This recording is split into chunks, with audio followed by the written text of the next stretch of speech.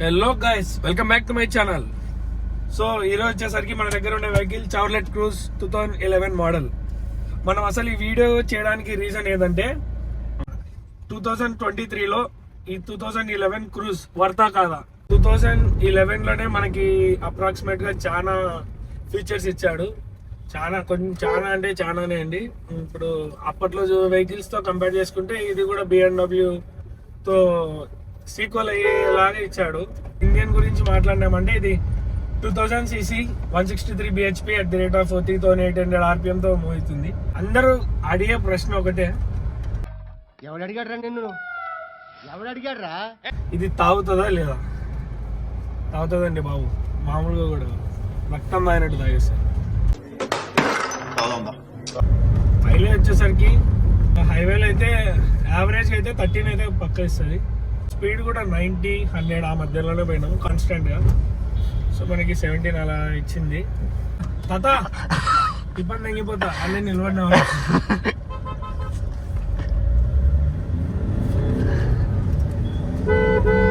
వచ్చినారు నాన్న మన బంధుమిత్రులు, మా ఫ్రెండ్స్ అండి వీళ్ళంతా. ఈరోజు ఇంటి దగ్గర ఉన్నారు కానీ ఈరోజు అందరినీ పరిచయం చేస్తాను. ఏంటి బాబా అన్న? ఇంకోసారి అన్న. ఈరోజు అందరినీ పరిచయం చేస్తాను.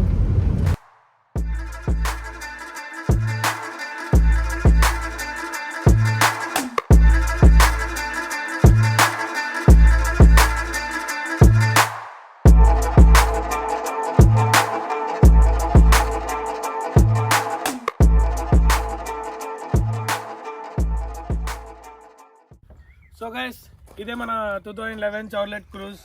ముద్దుగా మన ఇండియా మొత్తంలో దీన్ని పిలుచుకునేది వచ్చేసరికి ఇది డీజిల్ రాకెట్. ఇన్స్టంట్ పికప్ ఎంత స్పీడ్గా ఉంటుందంటే అసలు తొక్కుతానే, నువ్వు తొక్కు మామ, నేను పీక్కొని వెనకబడితే వచ్చేస్తా. చాలా ఫీచర్స్ ఇచ్చాడు. ఫాగ్ ల్యాంప్స్ అనేటివి అప్పట్లోనే ప్రొవైడ్ చేశాడు. ఇంకా సన్ రూఫ్, ఇంకా క్రూజ్ సిస్టమ్, అలాయ్ వీల్స్ అనేటివి అప్పటి నుంచే ప్రొవైడ్ చేశారు.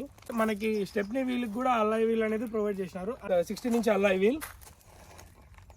ఈ కారు మనకి అప్రాక్సిమేట్లీ ఇది 2023 అయితే ఇప్పటికీ 12 years అయింది. బట్ ఈ కార్ మొత్తంలో మనం ఎక్కడ గమనించినా కానీ రస్ట్ అనేది కనిపించదు. ఎక్కడే కానీ తుప్పు అయితే లేదు. అదే మన ఇంకా షిఫ్ట్ కానీ, ఇంకా టాటాలో ఓల్డ్ వెహికల్స్ కానీ, అలాగే హ్యుండాయ్ వెహికల్స్ కానీ అప్పటి నుంచి ఇప్పటికి చూసుకున్నామంటే ఖచ్చితంగా తుప్పు అయితే పట్టింటాయి. బట్ ఈ కార్లో ఎక్కడే కానీ తుప్పు అనేది లేదు. సో గైస్, ఇక్కడ చూసుకున్నట్టయితే మన స్టీరింగ్ మౌంటెడ్ కంట్రోల్స్లో క్రూజ్ సిస్టమ్ అనేది మనకి 2011లోనే ప్రొవైడ్ చేశారు. స్పీడోమీటర్ అయితే 220 చూపిస్తుంది. ఖచ్చితంగా 220 పైకే వెళ్ళిపోతుంది. స్పీడ్ కావాలంటే డెఫినెట్లీ క్రూజ్కి అయితే వెళ్ళిపోవచ్చు. ఇంకా వచ్చేసరికి మనకి ఇక్కడ పుష్ బటన్ స్టార్ట్ అయితే అప్పట్లోనే ఇచ్చేసాడు. ఇంకా మనకి ఏసీ సిస్టమ్ కానీ, ఇది మాన్యువల్ వెహికల్. అండ్ ఇక్కడ వచ్చేసరికి మనకి hand rest, Windows 4 power Windows అయితే ప్రొవైడ్ చేశాడు. ఇలాగే మనకి డిస్ప్లే అయితే ప్రొవైడ్ చేయలేదు, బట్ బ్లూటూత్ అయితే మనకి అవైలబుల్ గా ఉంది. ఎయిర్ బ్యాగ్స్ వచ్చేసరికి 2 ఎయిర్ బ్యాగ్స్ అయితే ప్రొవైడ్ చేసినాడు. ఇక్కడ మిర్రర్ చూసుకున్నట్టయితే మనకి ఆటో డిమ్మర్ అయితే ప్రొవైడ్ చేశాడు. ఇంకా సన్ రూఫ్, గ్లాసెస్ హోల్డర్ ఇక్కడ ఇచ్చాడు. దీని యొక్క స్పేస్ అనేది చాలా ఎక్కువ. నాలాంటి పర్సన్ కానీ, నాకంటే ఇంకా పెద్దగా ఉన్న పర్సన్ కానీ ఈ లెగ్ స్పేస్ అయితే చూసుకోవచ్చు. ఆల్రెడీ ఫ్రంట్ సీట్ అనేది చాలా ఎన్నికన్న తర్వాత కూడా ఇంత ఫ్రీగా అయితే ఉంది. సీట్ కానీ, లెదర్ కానీ, ఇతదనం కానీ చాలా బాగుంటాయి. అలాగే మనకి వెనకాల హ్యాండ్ రెస్ట్ ఇచ్చాడు విత్ బాటిల్ హోల్డర్స్.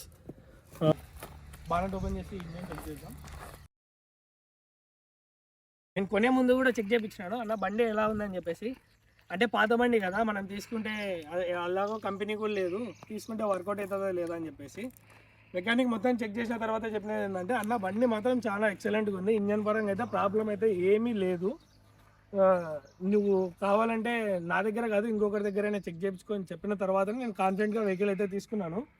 మన ఇండియాలో ఈ కంపెనీ బ్యాన్ అయిపోయింది, దాని యొక్క స్పేర్స్ దొరుకుతాయా లేదా అని చెప్పేసి 100% దొరుకుతాయండి. ఎవ్రీథింగ్ మనకి హైదరాబాద్లోనే దొరుకుతాయి, ఎక్కడికో పోవాల్సిన అవసరం లేదు. కంఫర్ట్ కోరుకొని తక్కువ బడ్జెట్లో వెహికల్ రావాలంటే ఖచ్చితంగా దీనికి అయితే మూవ్ కావచ్చు. దీని యొక్క ప్రైస్ వచ్చేసరికి మనకి 3 to 4 మధ్యలో వస్తుంది. అంటే 2011, 12, 10, 13 ఈ మోడల్స్ వరకు అయితే 3 to 4 మధ్యలో అయితే వస్తుంది. దీని యొక్క రేటింగ్ తీసుకున్నామంటే ఇది 5 స్టార్ రేటింగ్ కార్ అండి. దీని సౌండ్ సిస్టమ్ కూడా ఒకసారి చెక్ చేసినట్లయితే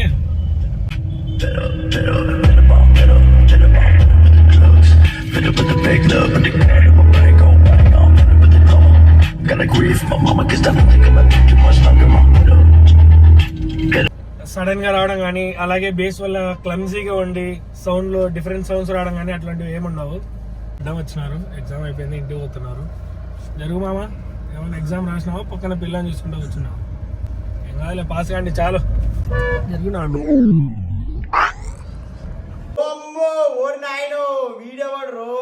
ఎగ్జామ్ సరిగ్గా రాసినట్లేదు, నా కార్ కిందకి వచ్చినాడు. జస్ట్ 5,000 పడింది. ఇంజిన్ ఆయిల్ చేంజ్ ఒక్కటే. ఇంకా మెయింటెనెన్స్ వచ్చేసరికి దీని స్పేర్ పార్ట్స్ వచ్చేసరికి చాలా హెవీ కాస్ట్ ఉంటాయి. దొరకడం అయితే అన్నీ దొరుకుతాయి, బట్ కాస్ట్ వచ్చేసరికి ఎక్కువ.